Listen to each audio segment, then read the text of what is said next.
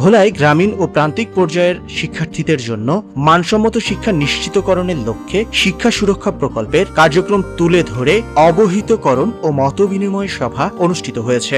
ভোলা সদর উপজেলার গ্রামীণ জন উন্নয়ন সংস্থা GJUS এর হলরুমে এই সভার আয়োজন করা হয়।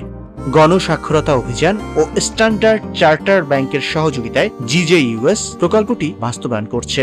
2025 সালের অক্টোবর থেকে শুরু হওয়া এই প্রকল্পটি 2027 সালের সেপ্টেম্বর পর্যন্ত চলবে।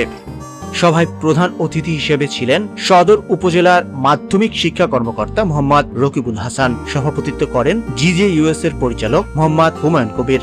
স্বাগত বক্তব্য রাখেন সংস্থার উপপরিচালক গোপাল চন্দ্র শীল। প্রকল্পের সার্বিক কার্যক্রম পাওয়ার পয়েন্টের মাধ্যমে উপস্থাপন করেন গণসাক্ষরতা অভিযানের প্রকল্প সমন্বয়কারী খন্দকার মোহাম্মদ ফয়সাল আহমেদ। সভাটি সঞ্চালনা করেন GJUS এর কর্মকর্তা মোহাম্মদ কামরুজ্জামান। প্রকল্পের আওতায় ভোলা সদর উপজেলার ভেদুরিয়া ও ধনিয়া ইউনিয়নের 20টি বিদ্যালয়ে কার্যক্রম পরিচালিত হচ্ছে। এতে প্রাথমিক ও মাধ্যমিক পর্যায়ের 2000-এরও বেশি শিক্ষার্থী উপকৃত হবে। সভায় স্থানীয় সাংবাদিক, শিক্ষক, স্কুল ম্যানেজিং কমিটির সদস্য, ওয়াস্ট কমিটির সদস্য, অভিভাবক, শিক্ষার্থী এবং বিভিন্ন NGOর প্রতিনিধিরা অংশ নেন।